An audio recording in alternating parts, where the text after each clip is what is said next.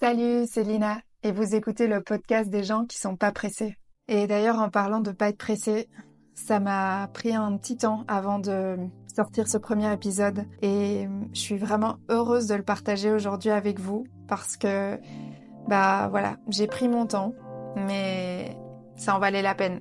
Et donc pour ce premier épisode, je me suis rendue dans le petit cocon bruxellois de Doriadé.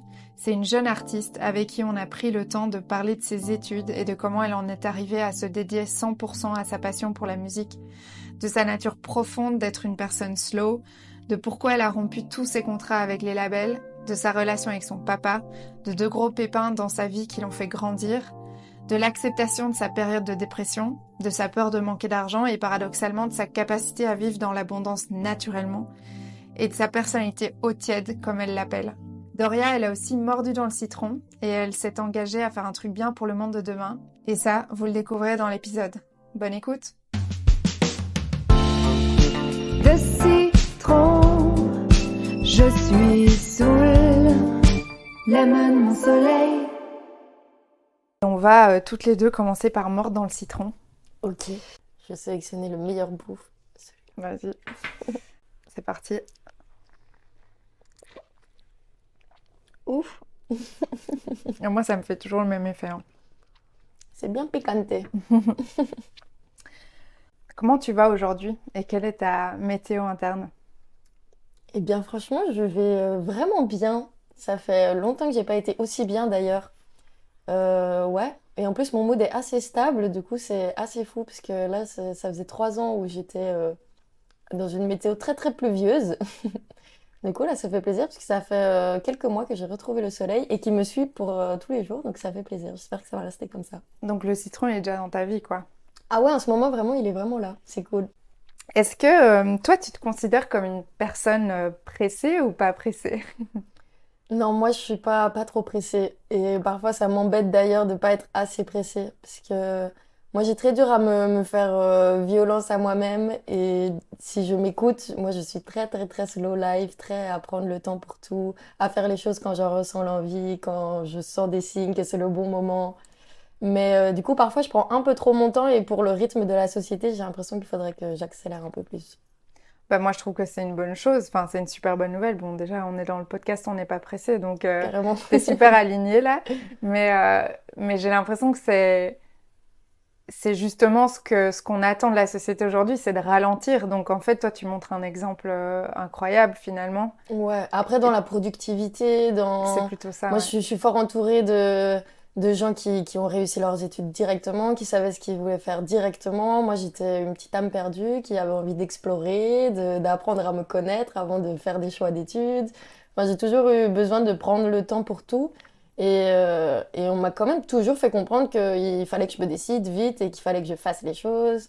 Enfin, en fait, on a vite vu ça comme de la fainéantise parfois. Mhm. Alors que j'avais envie de faire plein de choses, mais je voulais juste prendre le temps de bien faire les choses et de faire des choses qui me correspondent. Mais maintenant, ça va, j'ai... Mais justement parce qu'on en parle de plus en plus de la slow life et on en parle de plus en plus du fait que c'est peut-être pas les bonnes démarches à suivre que de courir à toute allure vers un max de productivité et un max de résultats. Du coup, maintenant, j'arrive à prendre du recul là-dessus et à apprécier le fait de ralentir. Mais il y a encore parfois une petite voix qui me rattrape en mode il faudrait que tu fasses plus de projets, que tu ailles plus vite, qu'il y ait plus de résultats. Ouais, tu culpabilises parce que c'est ce que la société nous a inculqué. Mais Ouais. moi, j'ai l'impression que ta nature profonde, elle est hyper bien justement. Bah, en Et tout cas, c'est comme ça que ça me fait plaisir de vivre. le rythme qu'on a tous, c'est un rythme qui est beaucoup plus similaire à celui de la nature, c'est-à-dire plus lent et prendre le Ouais. temps. Et Et qu'on voilà, va un peu contre ça, et que du coup, c'est pour ça que tout le monde est mal au final, c'est peut-être ça, aussi. ouais. Bah, c'est la société ouais, qui Qui nous nous pousse un peu pousse, à ça, clairement. qui nous a endoctrinés Mhm. à aller vite, mais Il en faut vite fait, consommer, il faut vite produire, il faut... ah non, non. Et puis on perd le moment en fait quand on va trop Bah, vite. carrément. Ouais. Moi, c'est ça, je suis parfois... Enfin, là, j'essaye à fond d'être dans l'instant présent. Mais par exemple, si un ami va me proposer quelque chose, je vais jamais savoir dire non à la place de travailler, même si je devais travailler. Mhm. Même si j'étais sur des projets et tout, genre, j'ai toujours l'instant, on va dire, de vie qui prime sur le travail, on va dire.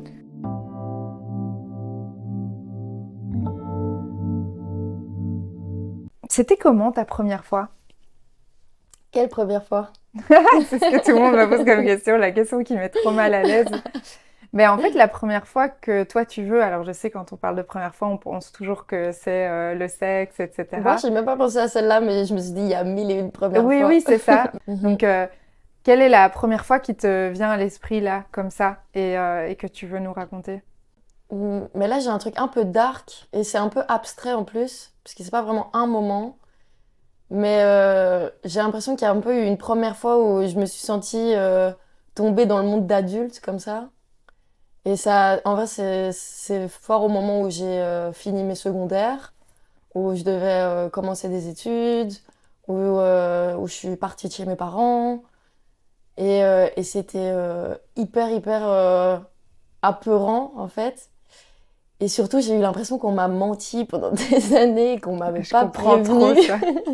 Genre, t'as idéalisé. Ouais, vraiment, j'étais Ouais. en mode, ok, quand j'ai fini les secondaires, genre, ça va être trop bien, je vais enfin rentrer dans la vraie vie, et la vraie vie d'adulte me donnait trop envie. Et en fait, je sais pas, j'ai eu l'impression que tout le monde, enfin, que personne parlait de la souffrance que ça pouvait être, de comme c'est difficile de vivre, en fait, et qu'avant ça, j'avais pas eu tant que ça à devoir me poser des vraies questions parce que bah, je suivais le chemin qui était tout tracé, j'allais à l'école, je faisais ce que je devais faire. Et il y a eu le moment où, je sais pas, où j'ai dû vraiment réfléchir sur moi-même, sur la vie. C'était à quel âge ça? Bah, je pense que c'est vers 19 ans, je crois. Mhm. Ouais. Et, Et maintenant, t'en as 23. ouais, et je suis Ah, donc, encore. c'était il y a pas si longtemps, Non, quoi. et c'est Ouais, pour ça que ouais. c'est un truc qui me marque encore. Parce que j'ai vraiment eu l'impression, ouais, que mes premiers pas dans la vie d'adulte, et encore, je me considère pas du tout adulte, mais dans la vie, on va dire, où tu peux un peu plus réfléchir par toi-même, Ouais. a vraiment été compliqué, quoi. Mais maintenant, t'as l'air de le vivre plutôt bien. Mais maintenant, c'est parce que j'apprends à vivre là-dedans, mais j'ai eu l'impression que tout le monde cachait ça, que c'était hyper compliqué, et ouais, qu'on nous dit pas en fait que la vie c'est dur, en fait, la vraie vie. Oui, c'est pour ça aussi que pendant 3 ans, bah, 2019 à il y a quelques mois, en fait, c'était vraiment compliqué, parce qu'il fallait le temps que je m'adapte à ce nouvel environnement, en Ouais. fait, à ce qu'est la vie, en fait. Et donc, finalement, là, t'as commencé des études, mais là, t'as arrêté ou Ouais, j'ai arrêté mes études, Ok. et j'ai pas terminé mes études. Il me Tu faisais des restait études de quoi? de communication. Ok. Mais ouais, j'ai un parcours d'études compliqué parce que j'avais commencé avec bio-ingénieur, Ah ouais. puis après j'ai fait langue germanique, Mhm. et puis après j'ai fait communication. Et j'ai rien terminé, du coup. J'ai commencé plein de choses, mais j'ai rien terminé. Finalement, tu te dédies maintenant à ta vraie passion, ce qui Ouais, te fait le plus vibrer. ouais, carrément. Mais depuis toujours, je sais que dans l'idéal, je rêve de vivre de la musique, et je me disais que c'était impossible. Mes parents voulaient que je fasse des études, j'étais forte dans les sciences, donc je me suis dit, ok, je vais faire bio-ingénieur. Puis après les examens de Noël, déjà, ça va pas le faire du tout. Je peux pas donner autant de jus, justement, pour ça. Ouais. Et du coup, je me suis dit, les langues germaniques, ça sert toujours, ça va me servir. Donc, je vais essayer d'aller donner du jus là-dedans. C'était pas possible non plus. Puis la communication, c'est un milieu que j'aime beaucoup. J'ai toujours, bah, rien que pour mon projet de musique, j'ai toujours bien aimé faire du contenu sur mes réseaux, analyser un peu comment mes réseaux marchaient. Enfin, j'ai quand même une relation très toxique avec ça parce qu'en même temps j'adore et en même temps je déteste. Ouais, je comprends. On a tous la relation amour-haine avec Ouais, Instagram et les vraiment, réseaux sociaux. C'est vraiment. fou.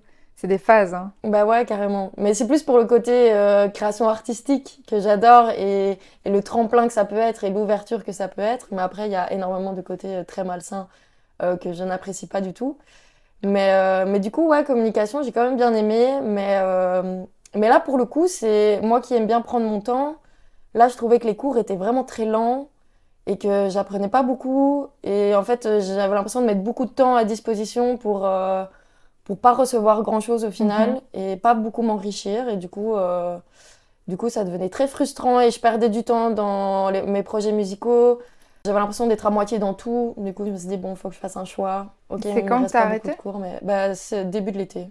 Ah ouais, c'est tout Donc c'est tout récent. récent, ouais, Et carrément. tu te sens vraiment bien avec cette Là, je me décision. sens Tu te trop sens bien. libérée. Ouais, vraiment. Trop bien. Parce que l'été passé, je faisais une tournée des festivals où j'avais des festivals tous les 3 jours et en même temps, je passais mes examens.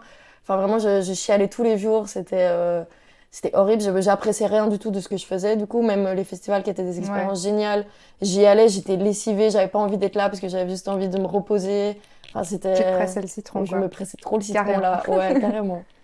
Ouais. Donc ça correspondait pas à ta nature profonde, Non, quoi. carrément. Ouais, c'est ça. Ouais. C'est bien que tu te sois écoutée, je trouve, étant si jeune. Enfin, moi, en même temps, j'ai l'impression que... Bon, il y a 10 ans qui nous séparent, mais moi, j'ai l'impression que j'ai toujours 23 ans dans la tête, tu vois.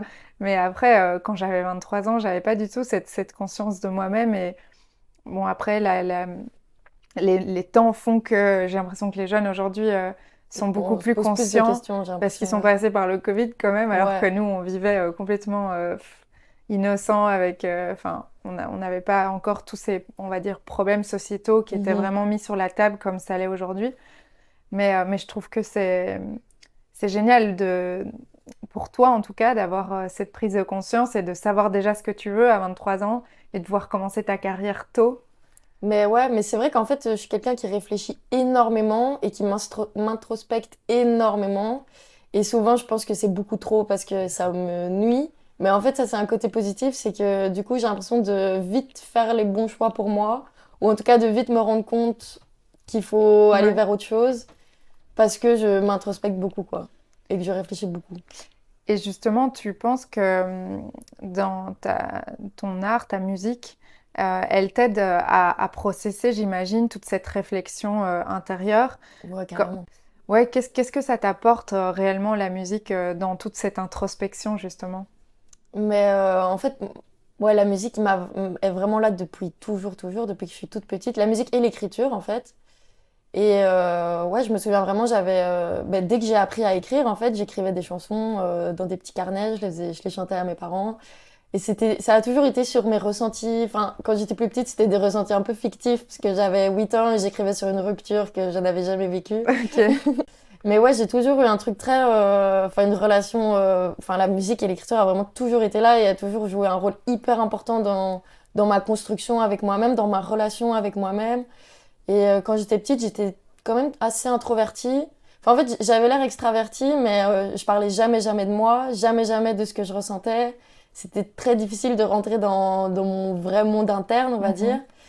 Et par exemple, j'avais plein de problèmes familiaux. Il n'y a jamais personne qui a été au courant de tout ce qui se passait parce que j'arrivais pas du tout à exprimer Mhm. ce qui se passait à l'intérieur de moi aux gens.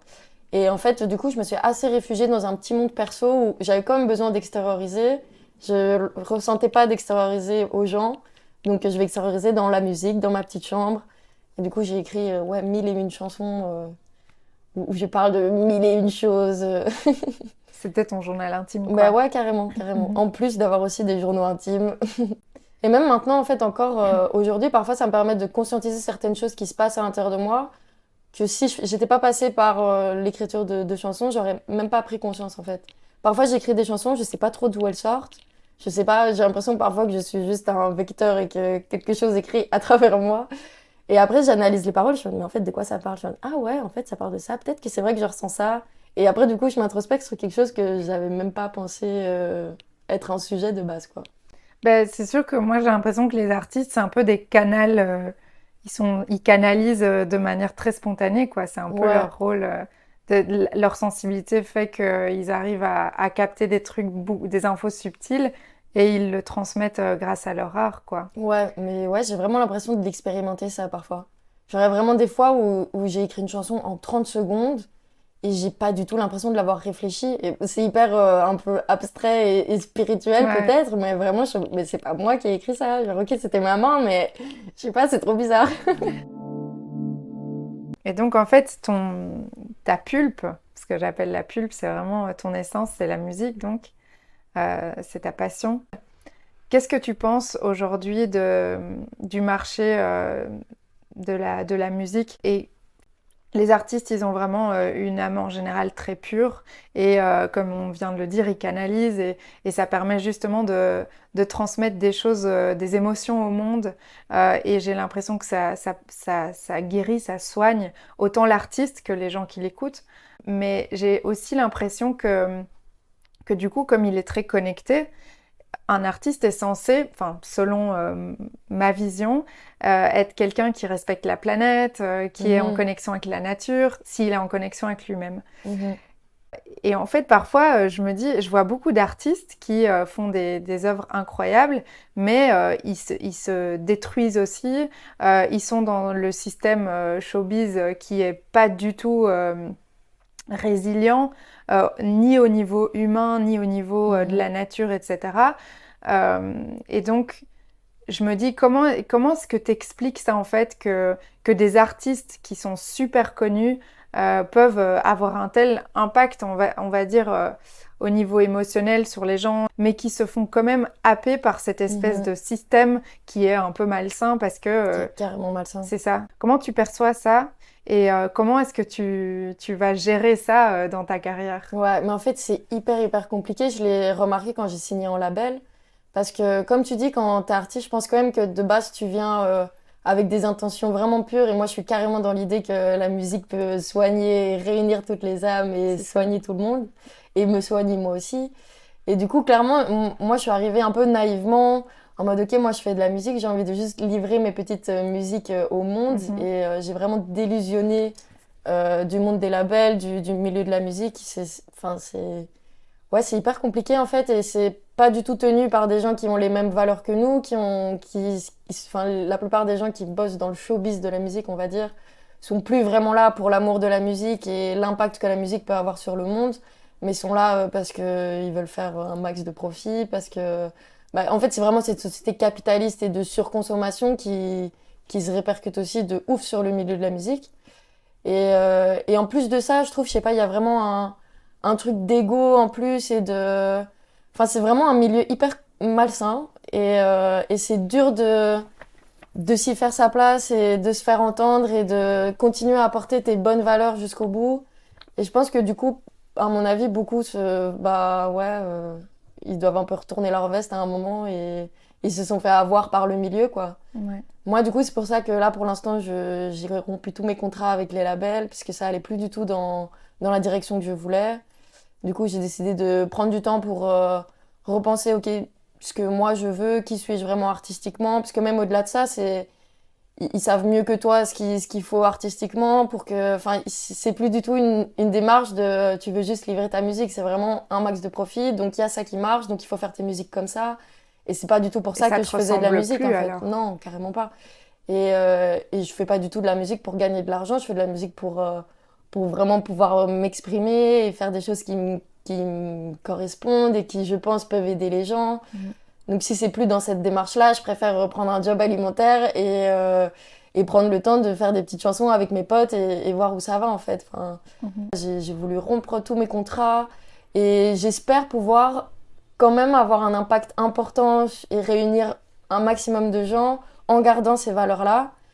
Mais c'est vrai que je le vois bien que tous les artistes qui marchent vraiment, bah, même si de base ils avaient l'air de transmettre de bonnes valeurs, bah, on dirait un peu qu'ils se sont, ouais, ils se sont alliés à Ils la se sont mauvaise perdus. team. Ouais, ils se sont perdus. Ils sont perdus dans le dark. Ouais, vraiment. Mais ouais, en fait, je trouve que c'est une question méga complexe et c'est paradoxal parce que l'art est censé, pour moi, révolutionner le monde. Ouais.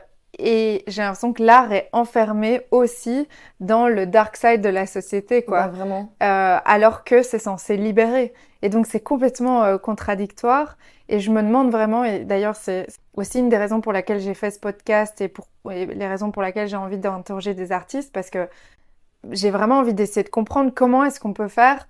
Et j'ai l'impression que la seule manière de le faire, c'est vraiment que les artistes se rebellent d'une certaine façon contre le système et que eux agissent comme un cheval de Troie, en fait. Mais je sais pas si c'est vraiment possible, mais j'ai l'impression qu'on peut semer des graines, même dans Ouais, je les pense quand labels même. et les gens qui sont... parce que c'est tous des humains qui sont Carrément. derrière ces grosses machines. Mhm. Ça reste des êtres humains. Et donc, à un moment, si tu arrives à toucher quelque chose Et au puis fond même les d'eux, labels, s'il y a plus d'artistes, si les artistes sont plus c'est ça, d'accord, les labels seront obligés de s'adapter, c'est en ça, fait. ouais. Mais donc, je pense qu'il y a vraiment quelque chose à faire de rester fort avec ses convictions et Ouais. de pas céder. Après, il y en a quand même quelques-uns. J'ai été voir Billie Eilish il y a pas longtemps en concert. Ah oui, elle... Ouais, et c'était incroyable toutes les valeurs qu'elle partageait. Elle a fait un beau petit mot sur la planète aussi, justement. Que sans planète, il n'y avait pas de musique. Ouais. Oui, ben, j'imagine que c'est comme partout. Tous les labels sont pas... Oui, ils sont pas tous des démons non plus. Oui, Ouais, mais après, après, c'est vrai que. Enfin, après, en dehors de l'Europe, je sais pas du tout comment ça se passe. Mais ici, en France, en Belgique, les gros labels, c'est quand même très, très axé sur le capitalisme et faire un max de profit. et on s'en fout si on nuit à qui que ce soit ou à quoi que ce soit, quoi. Ouais, de toute façon, je pense que le changement est en route et c'est les entreprises, parce que les labels, finalement, c'est une entreprise avec ce but capitaliste, ils vont aussi à un moment devoir changer ou changer malgré eux. Comme tu Ouais, dis, les artistes vont à un moment, ils vont se rendre compte qu'ils n'ont pas le choix. Donc ouais. moi, je pense qu'on est sur une bonne voie et Mais ça, je le crois je aussi, trouve que ouais. les artistes, ils ont vraiment un rôle important à jouer dans cette transition, justement. Mhm. Quel a été le gros pépin de ta vie, celui qui a été le plus difficile à surmonter, mais qui a finalement débouché, pardon, à une grande transformation? En vrai, il y en a deux gros pépins qui ont été durs, mais qui au final, clairement, je suis bien contente de les avoir vécus. Mais déjà, premièrement, il y a la relation avec mon papa qui a été très compliquée dans ma vie, qui m'a fait ressentir beaucoup de choses, beaucoup de sentiments très négatifs. Et j'ai eu beaucoup de haine envers lui. Et en fait, bah là maintenant, ça doit faire 5 ans où j'ai plus aucune haine, où on a une bonne relation maintenant et qu'on a vraiment, enfin, on a su se servir d'épisodes vraiment pas cool pour essayer de juste mieux se comprendre, mieux comprendre la vie, mieux s'apprivoiser, si je puis dire. Et ça m'a appris aussi à prendre beaucoup de recul sur mes perceptions des choses et sur les ressentiments que je peux avoir. Et essayer de toujours garder en tête qu'il faut se mettre aussi à la place des autres, il faut... Enfin ouais, tout le monde est un peu en souffrance en fait, et du coup tout le monde fait un peu n'importe quoi parfois, mais c'est la souffrance qui parle en fait. Mhm. Et sinon, il y a eu la première fois que j'ai signé en label, ça m'a mis en dépression de ouf. Et du coup, en même temps, c'est ma première vraie dépression. Ça a été le gros, un peu pas assez dur à surmonter, où j'ai d'ailleurs cru que j'allais pas le surmonter en fait. Et ça a été assez fou d'arriver à un stade où je me dis que je suis tellement mal et que ça va pas changer. Et c'était un peu, enfin, je suis quelqu'un de très positif normalement dans la vie. Et là, c'était la première fois que j'étais face à mon moi qui n'a plus d'espoir comme ça. Enfin, je sais pas, c'était hyper apeurant de me voir comme ça. Et mais du coup, en fait, le fait de toucher très fort le fond m'a fait hyper rebondir et ça m'a fait avoir un déclic. Mais la première fois que j'ai bossé avec un label, en fait, je me suis sentie vraiment pas respectée, pas entendue, pas considérée.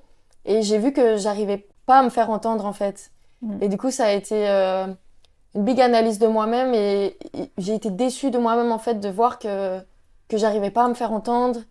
Et même si tout n'était pas moi le souci, parce que normalement, on fait en sorte que tout le monde puisse prendre la parole et que tout le monde Mhm. et considérer les gens, en fait. Mais là, je me suis vraiment sentie, ok, j'ai pas assez de caractère, je me laisse marcher dessus, j'arrive pas à me faire entendre.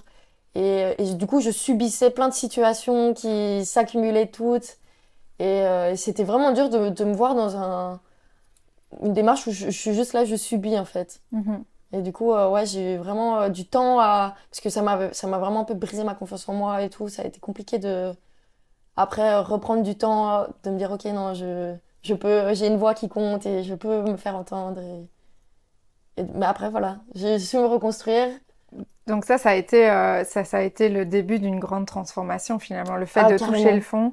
carrément. Après, ben, t'as pas le Ouais, choix, tu ouais, dois essayer de comprendre ce qui se passe et du coup ça force à se transformer, quoi. ouais. Et ça a pris du temps parce que je sais que j'ai eu à vivre ces moments-là et j'ai senti que là, je pouvais pas aller mieux comme ça. J'ai senti que, ok, je devais vivre là une période de tristesse, une période d'anxiété, une période de vraiment de, enfin, je sais pas, je me sentais perdue et dépassée, vraiment dépassée. Et je sentais que j'avais besoin de le vivre et qu'il fallait pas que je me presse le citron pour essayer de sortir de cette situation. Il fallait vraiment que je vive cette période, sauf qu'elle durait quand même longtemps. J'étais bon, bah, j'aimerais bien quand même qu'il y ait un peu de soleil qui arrive là. Et je savais pas comment m'y prendre.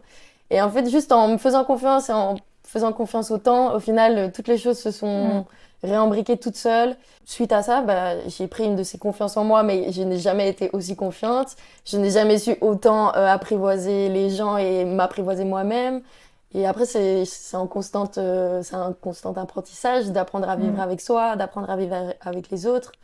Mais là, en tout cas, je me sens vraiment à une période de ma vie où ouais, j'ai jamais été aussi bien, j'ai jamais été aussi confiante, aussi sûre de ce que je veux, ouais, de comment vivre en fait. Et ouais, non, et c'est cool. Et je sais que si j'étais pas passée par ce moment-là, j'aurais clairement pas eu tous ces apprentissages, genre vraiment. Et donc, tu as vraiment réussi à accepter pleinement cette tristesse, à l'accueillir Ouais, pour la transformer. Et j'ai l'impression que c'est ça la clé, en fait, c'est de pas rejeter quand on a des sentiments comme ça ou quand on est down.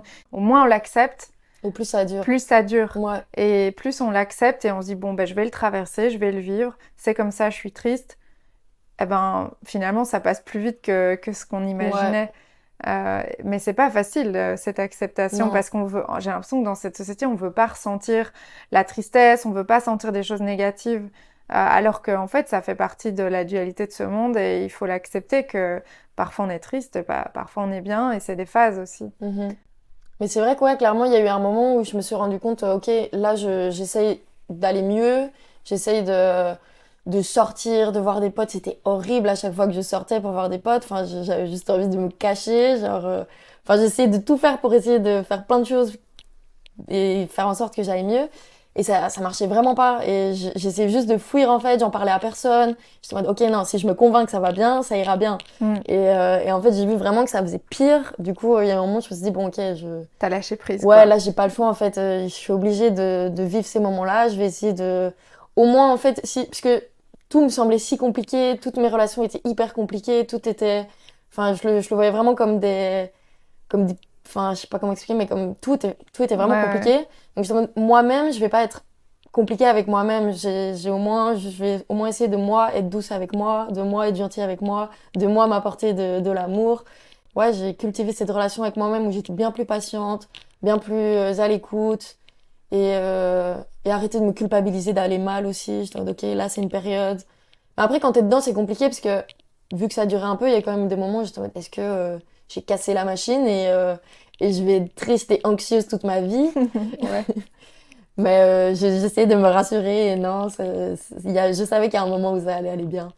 T'as ressenti le besoin quand t'allais pas bien d'écrire et de faire de la musique? Ouais, Ça t'a bah, aidé? il y a eu des périodes où je ressentais plus aucune envie, même écrire, j'avais plus envie, même chanter, je chantais plus, enfin, je faisais plus de musique, je faisais vraiment plus rien, j'attendais que les jours passent.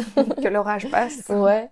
Mais après, clairement, il y a eu plein d'autres moments où la musique m'a vachement aidée à juste extérioriser parfois, et ou juste parfois à m'aider à comprendre. Et ouais, parce que parfois j'écrivais des chansons et je trouvais, ah ouais, je vais vraiment mal. Mais c'est pas grave. Mais ça, rien que pour mes chansons, maintenant je suis vraiment contente d'avoir connu un épisode vraiment sombre où j'ai vraiment ressenti la souffrance de façon assez intense, Mm. puisque ça me permet, bah même, même pour apprivoiser la vie maintenant, en fait, avoir connu des moments de souffrance, ça permet de te rendre compte quand t'es bien, de te rendre compte des chouettes moments. Et dans tous mes textes maintenant, il y a un peu toujours ce petit moment sombre qui revient, mais de façon bien plus philosophique, où j'explique plus mes apprentissages sur ça. Mm. Et du coup, je suis vraiment contente parce que c'est des trucs qui peuvent être vraiment durs à vivre et j'espère que je peux écrire des chansons qui peuvent aider les gens à les vivre un peu mieux, quoi. Qu'est-ce qui te presse le citron? Euh, L'argent et C'est un gros sujet, ça. ouais, l'argent et le besoin de résultats, mais ça va par l'argent en fait. C'est un Ouais. peu la même chose. Donc la peur de manquer? Ouais, la peur de manquer d'argent, vraiment. Parce que ben, moi, ma famille, ils avaient pas beaucoup d'argent et du coup, ça a toujours été un sujet depuis que je suis toute petite. C'est oui, là, c'est la fin de mois. Ouais. On espère on sera encore bien mangé, quoi. Enfin, après, j'abuse. C'était pas comme ça tous les mois non plus. En fait, vu que ça a été l'angoisse de mes parents et que c'est encore l'angoisse de mes parents, ça a un peu répercuté sur moi. Alors que là, pour l'instant, je manque pas d'argent. Là, je sais vivre, ça va. Donc j'aimerais bien ne pas avoir cette peur de l'avenir. En fait, c'est la peur de l'avenir qui est une angoisse un peu récurrente et qui me suit vachement et que je n'arrive pas vraiment à me défaire. Mais ouais, l'angoisse de l'avenir et surtout pour l'argent, mais aussi pour le fait de réaliser les choses que j'ai envie de réaliser, parce que Mhm. j'ai énormément de projets. Et du coup, il y a aussi ouais, ce besoin de résultat qui me presse le citron. Parce que déjà, en fait, je change de projet tous les mois, mais j'ai envie de faire des milliers de choses. Il y a un mois, j'avais envie d'écrire une pièce de théâtre, de réaliser un film, d'écrire un livre, d'ouvrir un podcast. Là, j'ai envie d'ouvrir un café collectif, participatif et tout. Enfin, j'ai envie de faire plein de choses tout le temps. Et du coup, j'ai peur de pas réussir à réaliser les projets. Et vu que je m'éparpille un peu sur plein de choses et qu'il y a énormément de choses qui m'intéressent, Mhm. bah, je fais beaucoup de choses pour juste me faire plaisir, mais il n'y a pas spécialement de résultats parce que je mets pas toute mon énergie Vis non ma plus vie. là-dedans. Mais je pense qu'on a souvent du résultat quand on persévère dans quelque chose. Ouais, Et donc, forcément, quand on a tendance à se disperser et qu'on fait trop de choses différentes, mais qu'on n'est pas focus avec des objectifs sur ouais. un projet où on se dit, je me mets un objectif financier, mais en fait, quand tu as un rapport à l'argent qui est déjà fucked up, c'est parfois difficile. Enfin, moi, je le vois dans mon cas, de se mettre un objectif financier, ça me fait limite peur. Ouais, Du coup, je carrément. sabote et je suis là et en fait, je fais plein de trucs qui me font plaisir, mais jamais dans un but de gagner de l'argent, parce que c'est limite si on voyait l'argent comme quelque chose de mal ou quoi. Mais l'argent, finalement, c'est quand même le sujet pour moi qui est, qui fait que la société va mal.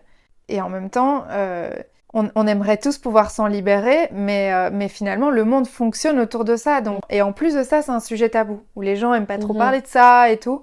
C'est un peu comme le sexe, quoi. Enfin, le sexe et l'argent, Ouais, pour moi, c'est les deux sujets les plus tabous de la société, et carrément. pourtant les plus importants à traiter. La plus haute forme de spiritualité ou de connaissance de soi, c'est d'aller déconstruire son rapport à l'argent. Parce que si tu déconstruis pas ça, ça te freine ou ça pollue ta vie de manière générale, que ce soit dans tes relations, que ce soit dans tes projets. Mhm. Et enfin, pour moi, l'argent, il faut juste le voir comme une énergie qui va faire en sorte que tu vas pouvoir faire des choses Et qui fluctue, et qui qui vient, qui fluctuent. part. Et aussi comprendre que c'est pas mal de gagner de l'argent. Mhm. Enfin, je sais pas si toi, tu as ce sentiment que tu te sens pas digne de gagner de l'argent avec ce que tu fais ou... Pour l'instant, ça va. Je me sens pas digne. Je suis assez contente de gagner de l'argent pour l'instant avec ma musique. Mais j'ai l'impression que c'est un peu faux comme ça. Enfin, j'ai un peu le truc de l'imposteur où là, pour l'instant, par exemple, j'ai de l'argent sur mon compte. Euh, Enfin, j'ai deux comptes. Il y a mon compte Doriadé, on va dire, et mon compte perso. Et mon compte perso est ultra vide tout le temps. Parce que pour moi, l'argent que j'ai sur le compte Doriadé n'est pas vraiment mon argent. Et j'ai l'impression qu'il y a un moment où, je sais pas, enfin, j'ai l'impression que c'est faux un peu comme ça. Mais faux, pourquoi? Parce que c'est grâce à ce que tu fais que tu le Ouais, gagnes. ouais, Ben donc ça veut dire que là, il y a quelque chose peut-être à travailler dans le sens ouais. où... J'ai l'impression à un moment, les impôts vont me réclamer tout ce qu'il y a dessus. Du coup, je garde Ah aussi. oui. Alors Ah, que je déclare bien tout, enfin, tout va bien. Mais parce que, enfin, j'ai l'impression que c'est un peu trop beau pour être vrai que j'ai de l'argent avec ma musique comme ça. ben donc ça veut dire que d'une certaine manière, peut-être que tu n'arrives pas à te donner cette valeur réellement, tu vois? Comme Ouais, si ça, oui, à mon avis, oui. C'est vrai que si on me demande, oui, tu veux que je te paye combien pour ta tu sais pas prestation? dire. Oh, bah, non, je te le fais gratos. Ah ouais? Ouais, je l'ai déjà Mais fait. non. Faut pas me poser la question. Mais t'inquiète que moi aussi, hein, j'ai bossé bénévolement pendant des années. Et là, aujourd'hui, j'étais tellement dégoûtée d'être bénévole sur mes projets, finalement, qu'aujourd'hui, je suis là, non, c'est mort, je fais plus de bénévolat. Par contre, là, c'est le challenge, c'est quand on me dit, OK, fais ça, c'est mettre un prix et te sentir aligné avec ce prix. Ah Parce ouais, que ouais. si tu te sens pas aligné et que toi, tu t'accordes pas cette valeur Mhm. réellement, l'autre va le ressentir, il va se dire, ah non, c'est trop cher. C'est vraiment un jeu, hein. C'est un grand Ouais. Mais après, jeu c'est de... dur dans les milieux artistiques et surtout ici dans la musique, puisque pour une prestation, par exemple, il y a des artistes qui vont se faire payer des Ouais. sommes astronomiques. Et il n'y a pas toujours d'argent, en Ouais, fait. et puis parfois tu joues gratuitement. Le nombre de scènes que j'ai fait gratuitement juste parce que j'étais contente d'aller jouer. C'est ça. Oui, ben, en fait, c'est ça la difficulté, c'est que c'est ta passion, donc tu as envie de Ouais. donner. Et parfois, tu dis, bah, j'ai envie d'y aller, même si je suis pas payée. Et ouais. Et c'est pour ça aussi que j'ai dur à me dire que cet argent est réel, parce que en fait j'ai rien changé à ce que je faisais depuis toujours, et d'un coup il y a eu de la rémunération. Ben donc, ça veut dire que tu attires quand même une certaine abondance à toi. Ouais, Ça veut dire que là, tu crées de l'abondance, mais c'est comme si ton franc n'était pas encore tombé, tu vois. ouais, peut-être. Quelle est selon toi ton écorce dans ce monde? Par l'écorce, je veux dire ton masque, tu vois. Bon, ici, on fait des métaphores avec le citron, donc c'est Mhm. l'écorce du citron, mais on porte tous, j'ai l'impression, un masque. Et dans certains moments, on le porte et dans certains moments, on le porte pas. Mhm. Comment tu définirais ton masque, ton écorce? Hum, En vrai, j'ai pas beaucoup de masques, parce que je suis quand même assez honnête avec moi-même et honnête avec les gens la plupart du temps. Mais je dirais peut-être ma positivité et ma gentillesse. En fait, je me dis souvent très eau tiède. Par exemple, Eau tiède, ouais, j'ai je suis jamais un peu une eau entendu ça. tiède. Genre, enfin, jamais personne m'a vu m'énerver, je me suis jamais énervée. Ok. Je suis vraiment tout le temps. Enfin, tu peux me manquer de respect de ouf, je serais méga polie avec toi, je serais ah, désolée. La petite fille bien Ouais, sage. vraiment, je suis très très haute tiède, quoi. Et je bouillonne rarement. Enfin, il y a quand même des fois où j'en pense pas moins quand même. Et tu le dis pas. Et je le dis pas, et je sais que je le dirai jamais. J'ai pas du tout envie de. Enfin, si, je pourrais le dire, mais en tout cas, je m'énerverai jamais sur les gens. C'est peut-être un peu une carapace que très souvent, enfin, je vais être très très polie alors que. Au fond, ça bouillonne. Ouais, Et ça, c'est pas spécialement parce que du coup, tu gardes ça en toi. ouais. Et ça, c'est quelque chose que j'essaye d'apprendre petit à petit à juste dire ce que je ressens en Mm. fait. Parce que comme depuis que je suis toute petite, que ce soit sur n'importe quel sujet, je suis à fond dans les communications, je prône à ce que tout le monde communique avec mon copain. Je suis vraiment à essayer de tirer les verres du nez pour communiquer. Mais quand moi, je dois communiquer de mes ressentis, là, c'est vachement plus compliqué. Et c'est un peu inconscient parce que j'ai envie de communiquer. Je suis là, non mais ça va, j'ai rien à dire, ça va. Et en fait, non, ça va pas. Et même à moi-même, parfois, j'arrive pas à me communiquer. À te l'avouer, quoi. Ouais, Donc, tu portes un masque pour toi-même, quoi, limite. parfois, ouais. Ouais. Alors que je viens de dire que je suis très honnête avec moi-même, avec les autres. On est de toute façon tout le temps hyper contradictoires. J'ai Ouais, l'impression. On est genre tellement remplis de paradoxes. mais ouais, c'est ça. Mais ouais, et peut-être ma positivité et mon sourire, même si je suis extrêmement positive et réellement souriante, c'est un vrai sourire la plupart du temps. Si je suis pas bien, je vais être tout aussi positive et souriante face aux gens, alors que là, j'étais pas bien, quoi. Donc, tu dirais d'une certaine manière que ton masque, c'est la positivité Ouais, extrême, on va bah dire, ouais, et que tu as du mal peut-être à rentrer dans une vulnérabilité devant les gens, quoi. ouais. Genre à exprimer soit ta colère, ton Surtout la mécontentement colère, en ou ta fait. tristesse. Parce que Hein. la tristesse, ça va encore. La tristesse, j'ai pas trop de dur avec la tristesse. Et même avec des gens qui sont moins proches de moi, si je me sens sur le moment dans un climat de confiance, je peux très vite quand même raconter les événements tristes, on va dire. Tu peux pleurer. Ouais, je peux pleurer Ok, carrément. ouais.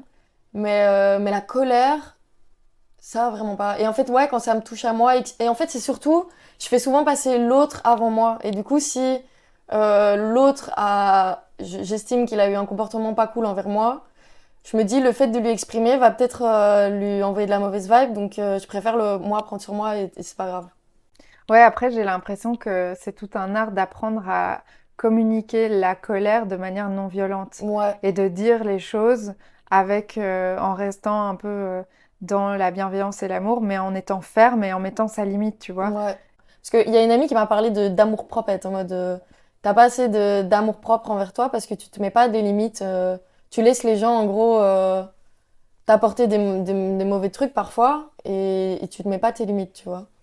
Enfin, je sais pas, il y a eu plusieurs conversations comme ça où ça m'a un peu fait des déclics quand même et je me suis dit, c'est pas malveillant envers eux ou pas cool envers eux de leur dire qu'il y a quelque chose qui a franchi ma limite en fait. C'est même cool et même constructif pour notre relation de savoir, enfin, que la personne sache quand elle franchit mes limites. Ouais. Donc maintenant, je le vois un peu différemment et je le vois pas. Avant, c'était un big deal. J'étais en mode, oh my god, on a franchi ma limite. Comment faire pour en parler? Bon, ben, je n'en parle pas. Mais du coup, ouais, maintenant, j'arrive à un peu mieux. Ok, là. T'affirmer. Ouais, et c'est des conversations normales en fait. C'est plus des big deals. Enfin, j'en parle normalement, dans la bienveillance aussi, sans pour autant être. Enfin, c'est pas une conversation qui envoie de la mauvaise vibe à l'autre en fait. C'est juste Mhm. des conversations normales qu'il faut avoir de temps en temps, quoi. Mais là, maintenant, je le repère quand j'arrive à un peu plus dire ce que j'ai envie de dire et je suis là, ah, bravo Doria, je me fais un petit éco check. Continue comme ça. Parfait. Donc, on va jouer à l'acid quiz. C'est un question-réponse rapide. Ok. T'es prête? Oui. Est-ce que tu penses que c'est l'IA, la technologie, ou les écolos hippies qui vont sauver le monde? J'espère vraiment que c'est les écolos hippies. Et j'y crois. T'es plutôt citron vert ou citron jaune? Franchement, je les aime tous les deux. Alcool ou limonade? Si je suis honnête, alcool en vrai. Ville ou campagne? Ville avec un peu de campagne de temps en temps. T'es plutôt air ou terre? Bonne question. Il y a une petite partie de moi air et une un peu plus grosse terre. Feu ou eau? Je suis très très haut. Présent ou futur? Je suis quand même plus présent que futur, mais le futur prend un peu trop de place. Agir ou penser? J'aimerais bien plus agir, mais je suis clairement que penser presque. Spirituel ou rationnel? Très très très spirituel. Idéaliste ou réaliste? Très très très idéaliste. Comédie ou drame? Un peu des deux, mais quand même plus souvent comédie. Je préfère rire. Rire ou pleurer? Les deux. Féministe ou écolo? Les deux. Masque ou vulnérabilité? Vulnérabilité. Dormir ou faire la fête? Dormir. Grande maison ou tiny house? Tiny house. T'es plutôt yin ou yang?